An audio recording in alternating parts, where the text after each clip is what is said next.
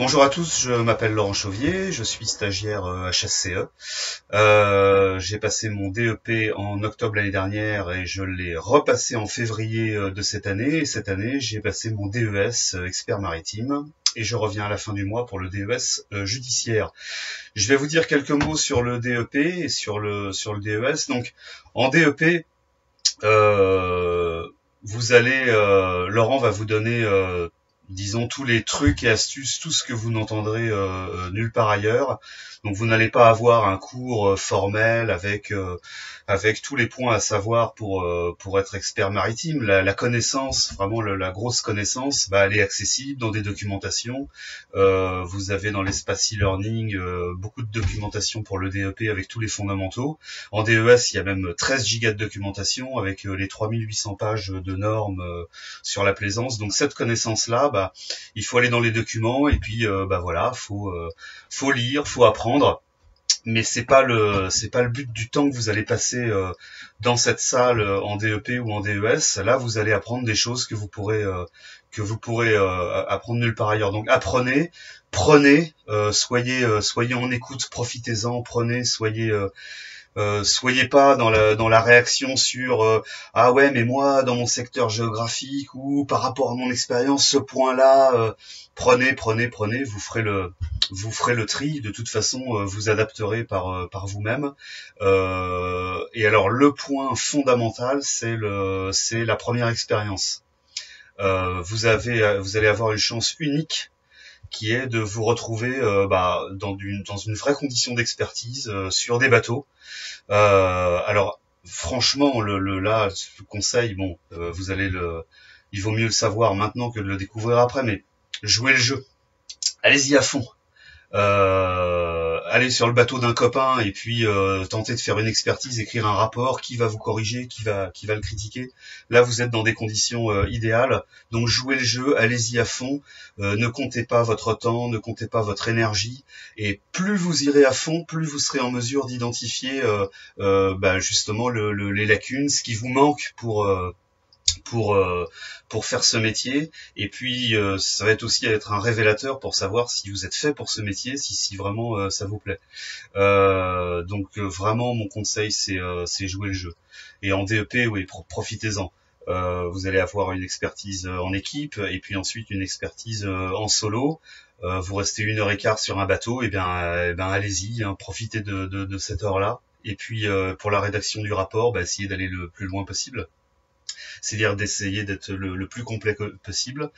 Et vous allez voir, vous aurez des surprises à la correction. Alors, encore une fois, plus on va loin, plus on a le meilleur retour sur ses capacités et ce qu'on doit encore compléter et savoir si on est fait pour ce métier.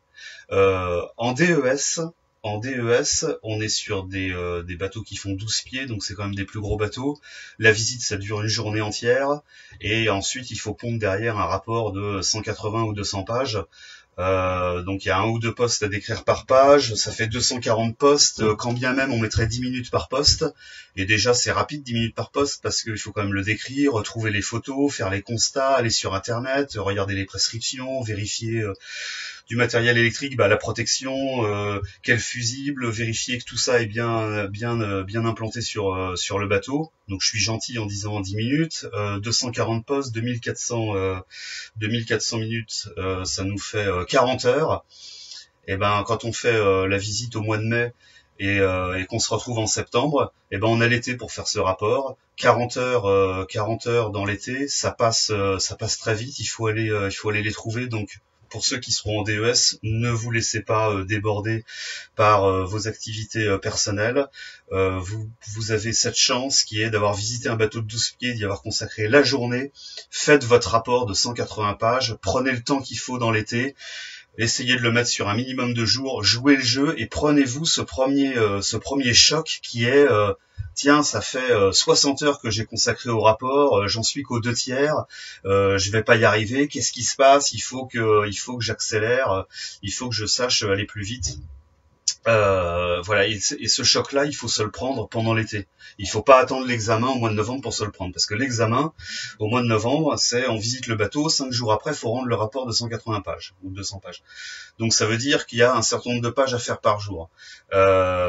Pour acquérir pour acquérir cette vitesse d'exécution, il faut s'être entraîné avant, il faut avoir fait 1, 2, 3 rapports et s'être fait surprendre par le temps que ça met de d'écrire un rapport. C'est pas tant la rédaction, hein, c'est aller sur internet, recouper les informations, aller trouver la norme, aller trouver une prescription au constructeur, sur un moteur, les schémas de maintenance. Ça fait beaucoup de recherches, beaucoup d'informations à croiser, et ça prend énormément de temps. Ça prend énormément de temps parce qu'on débute. La vitesse d'exécution, on va l'avoir, mais il faut l'avoir avant l'examen.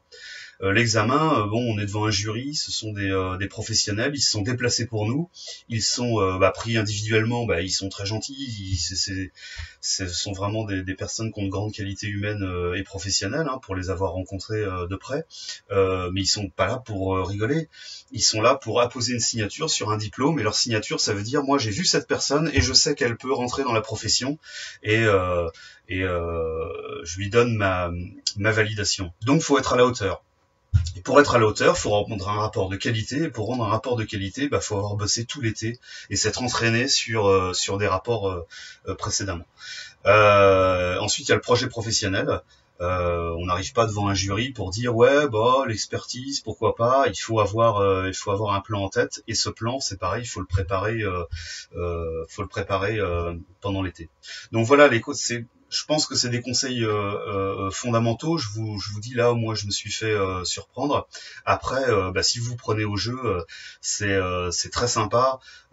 Visiter un bateau en une journée, tout recenser, c'est un challenge, mais c'est super sympa. Et puis ensuite, s'installer, écrire le rapport. Au début, c'est difficile, on se perd un peu en description. Et puis après, quand on a plus de vitesse d'exécution, on décrit plus rapidement. Puis après, on va chercher les points. Et là, on trouve des pépites. Et puis quand on arrive à trouver une conformité ou une non-conformité, c'est très satisfaisant et on a l'impression d'apporter de la valeur. Et c'est ce qui compte aujourd'hui dans ce métier, c'est vendre de bons rapports avec de la qualité, puis les vendre avec le prix qui va en face. Voilà ce que je voulais vous dire. Donc surtout, profitez-en, profitez d'un contexte qui vous est offert. Là, vous avez un contexte où vous pouvez vivre de premières expériences professionnelles, jouez le jeu, allez-y à fond. Vous dites pas bon là ouais d'accord, mais quand je serai expert plus tard. Non, allez-y à fond et les problèmes vont surgir. Mais les problèmes ils surgissent pas si on donne pas son temps, son énergie, son effort sur ces premières expériences. Si vous passez ce cap-là, alors là, ça va être très très très très sympa et puis c'est très valorisant aussi. Donc profitez-en.